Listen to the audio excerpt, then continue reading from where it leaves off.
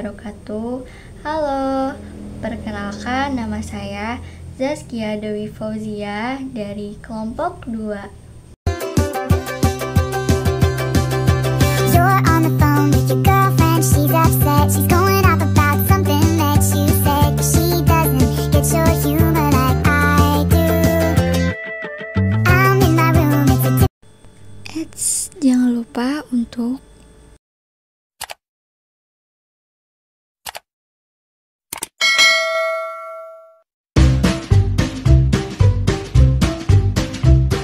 video ini saya akan membahas materi bab 2 tentang harmoni keberagaman masyarakat Indonesia. Makna harmoni dalam keberagaman sosial, budaya, ekonomi, dan gender dalam Bhinneka Tunggal Ika. Yang pertama, harmoni dalam keberagaman sosial budaya. Tahukah kalian bahwa keadaan sosial dan budaya yang ada di Indonesia memiliki berbagai bentuk keberagaman, sehingga perlu adanya suatu harmoni di tengah-tengah masyarakat. Munculnya suatu harmoni dalam masyarakat akan menciptakan suatu keselarasan, saling menghormati, menyayangi, dan juga mempersatukan berbagai bentuk perbedaan di lingkungan sosial dan budaya. Harmoni dalam keberagaman sosial budaya. Yang pertama, menghargai perbedaan. Kedua, saling mengenal. Yang ketiga, membantu satu sama lain. 4. Toleransi. 5. Empati. 6. Tidak saling menjatuhkan. 7. Saling menjalin kebersamaan. Dan yang ke-8, bersatu dalam semangat nasionalisme dan patriotisme. Selanjutnya yang kedua, harmoni dalam keberagaman ekonomi pada masyarakat. Masyarakat Indonesia merupakan masyarakat yang memiliki berbagai macam pekerjaan untuk dapat menghidupi diri sendiri dan keluarganya. Keberagaman ekonomi tidak terlepas dari kekayaan alam bangsa Indonesia.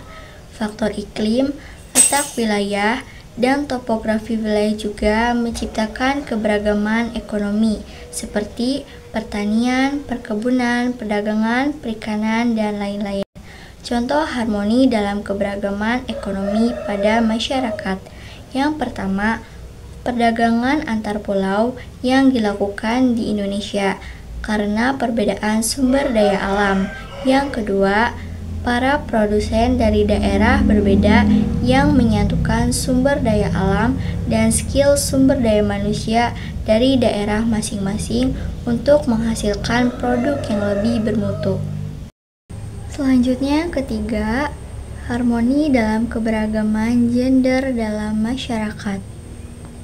Tuhan menciptakan manusia dalam 2 jenis, yaitu laki-laki dan perempuan. Laki-laki dan perempuan pada dasarnya sama. Hubungan sosial antara laki-laki dan perempuan itulah yang dinamakan jenis kelamin. Dan pengertian gender tidak didasarkan pada sifat kodrat manusia. Gender adalah konsep hubungan sosial yang membedakan kedudukan, fungsi, dan peran antara laki-laki dan perempuan dalam masyarakat. Contohnya, dalam keluarga, setiap anggota keluarga bertanggung jawab atas kebersihan dan kerapihan rumah tempat tinggalnya. Dalam masyarakat, baik laki-laki maupun perempuan dapat mengambil peran yang berguna bagi sesama manusia lain. Permasalahan dan akibat yang muncul dalam keberagaman masyarakat Indonesia. 1. Faktor budaya. Negara Indonesia kaya akan budaya, dan keberagaman budaya juga memiliki dampak positif yang banyak, tetapi terdapat juga masalahnya. Masalah-masalah yang muncul adanya keberagaman budaya. Yang pertama, etnosentrisme. Etnosentrisme yaitu sikap atau pandangan yang berpangkal pada masyarakat dan kebudayaan sendiri. Biasanya disertai dengan sikap dan pandangan yang meremehkan masyarakat dan kebudayaan lain. Meskipun demikian, etnosentrisme juga mempunyai dampak positif. Di antaranya, yang pertama, menjaga keutuhan dan kestabilan budaya yang ada di Indonesia. 2. Mempertinggi semangat patriotisme dan kesetiaan kepada bangsa ini. Ketiga, memperteguh rasa cinta terhadap kebudayaan atau bangsa. Yang kedua, anomi. Anomi yaitu kondisi sosial yang kacau dan tanpa peraturan atau kurangnya norma dalam masyarakat. Kondisi ini banyak menimbulkan dampak negatif bagi diri sendiri, keluarga, hingga masyarakat yang luas. Contoh anomi dalam kehidupan sehari-hari yaitu yang pertama, siswa yang tertib mengikuti upacara bendera di sekolah sebatas mematuhi peraturan sekolah tanpa semangat nasionalisme atau hanya ritualisme semata. Yang kedua, terjadinya tawuran antar pelajar. 3. Maraknya penggunaan obat-obatan terlarang di kalangan pelajar. Yang ketiga, cultural lag. Cultural lag disebut juga ketinggalan budaya. Ketertinggalan budaya terjadi karena unsur kebudayaan yang lambat beradaptasi dengan budaya lain yang sudah berubah. Contohnya, yang pertama, perkembangan teknologi di daerah terpencil. Yang kedua, penggunaan smartphone. Yang ketiga, pengembangan vaksin dan perawatan medis tertentu. Selanjutnya yang keempat, mestizokultur. Mestizokultur yaitu percampuran unsur-unsur kebudayaan yang berbeda.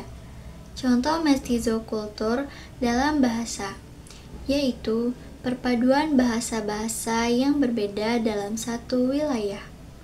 Selanjutnya yang kelima, primordialisme.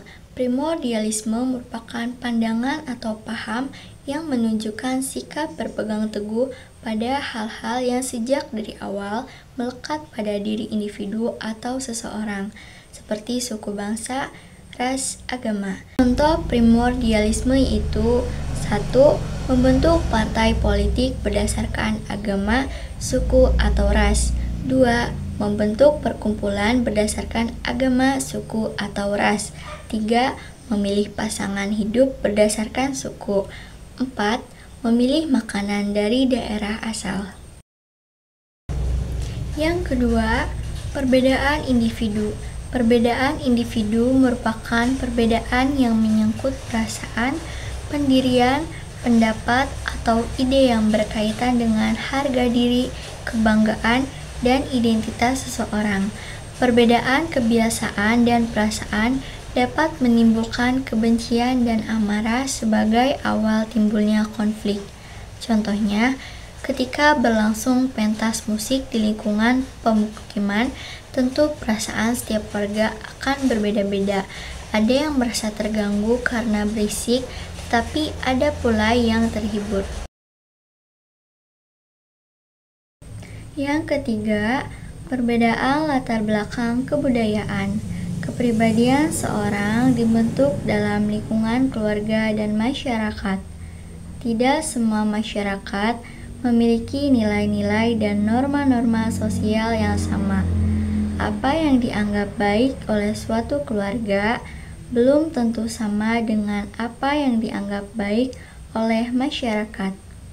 Perbedaan latar belakang kebudayaan disebut juga perbedaan nilai-nilai, keyakinan, adat istiadat, tradisi, dan gaya hidup yang dimiliki oleh berbagai kelompok masyarakat. Contohnya, suku Jawa dan suku Batak yang memiliki budaya berbeda. Perbedaan budaya akan mempengaruhi pola pikir dan kepribadian tiap-tiap suku. Jika tidak ada suatu hal yang dapat mempersatukan, akan berakibat timbulnya konflik. Yang keempat, perbedaan kepentingan. Setiap individu atau kelompok sering memiliki kepentingan yang berbeda dengan individu atau kelompok lain. Semua itu tergantung dari kebutuhan-kebutuhan hidup. Perbedaan kepentingan ini menyangkut kepentingan ekonomi, politik, sosial, dan budaya. Contohnya, perebutan lahan pertanian dan perkebunan antar individu atau antar kelompok masyarakat. Yang kelima, perubahan sosial. Perubahan sosial dalam sebuah masyarakat yang terjadi terlalu cepat dapat mengganggu keseimbangan sistem nilai dan norma yang berlaku dalam masyarakat tersebut. Contohnya, yang pertama, perubahan teknologi seperti internet dan media sosial mengubah cara masyarakat berkomunikasi. Yang kedua, kemajuan pengetahuan dan teknologi yang berpengaruh terhadap pola pikir masyarakat. Yang keenam, faktor ekonomi. Permasalahan di bidang ekonomi yang muncul yaitu kesenjangan ekonomi. Akar permasalahan dari kesenjangan ini antara lain tidak meratanya pendapatan dari setiap warga negara Indonesia di setiap daerah. Kemudian pembangunan yang tidak merata di setiap wilayah Indonesia dan pendidikan masyarakat yang masih rendah. Dampak faktor ekonomi terhadap pendidikan yaitu kondisi keuangan keluarga, biaya pendidikan, ketersediaan sumber daya finansial, kesenjangan ekonomi, dan akses fasilitas pendidikan. Upaya penyelesaian masalah dalam keberagaman masyarakat Indonesia. 1. Upaya penyelesaian permasalahan sosial budaya. Mensosialisasikan nilai dan norma sosial. Permasalahan sosial dapat dicegah sebelum terjadi dengan upaya preventif. Preventif adalah tindakan pencegahan atau upaya untuk menghindari terjadinya sesuatu yang tidak diinginkan. Dan upaya preventif dapat dilakukan dengan mensosialisasikan nilai dan norma sosial secara intensif. Mempertegas sanksi sosial bagi para pelanggar. Permasalahan sosial yang berkaitan dengan pelanggaran peraturan dapat diatasi dengan upaya represif. Represif adalah tindakan atau kebijakan yang menekan, mengekang, menahan, atau menindas. Upaya represif yang dapat dilakukan yaitu dengan menerapkan sanksi sosial secara tegas kepada setiap orang yang melanggar peraturan. Meningkatkan pemerataan pembangunan dan pendidikan. Pertumbuhan ekonomi yang tinggi tanpa pemerataan pembangunan dapat menyebabkan perekonomian yang lemah.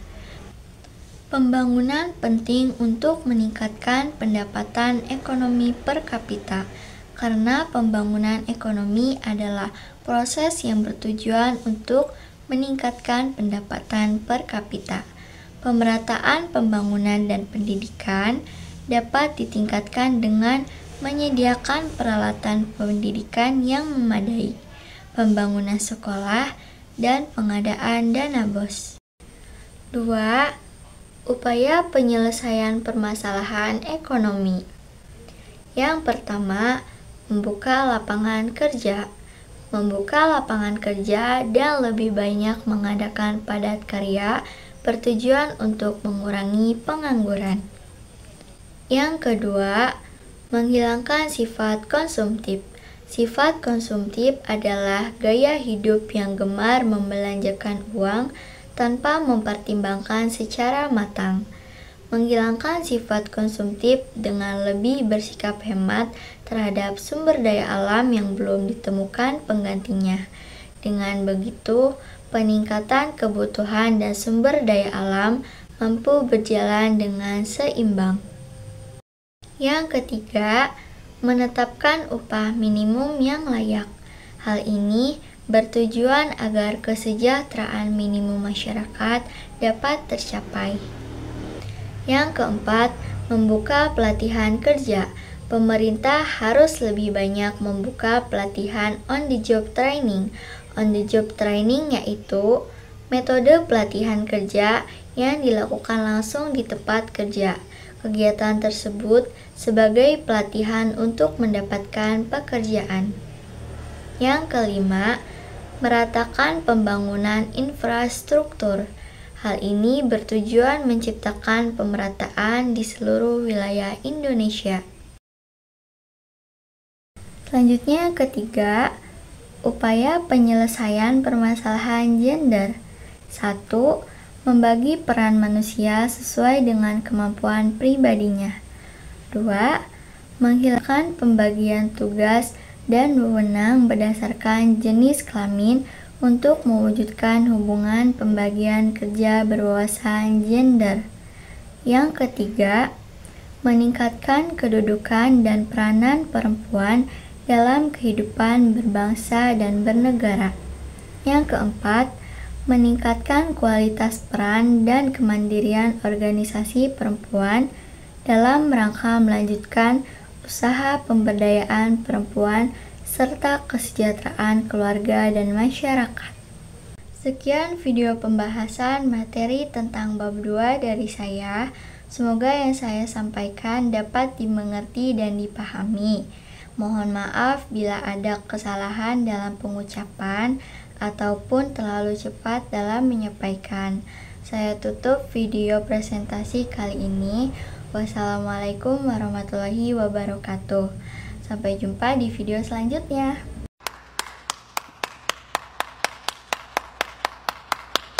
Thank you, everyone! Thank you, Elmar! Boom!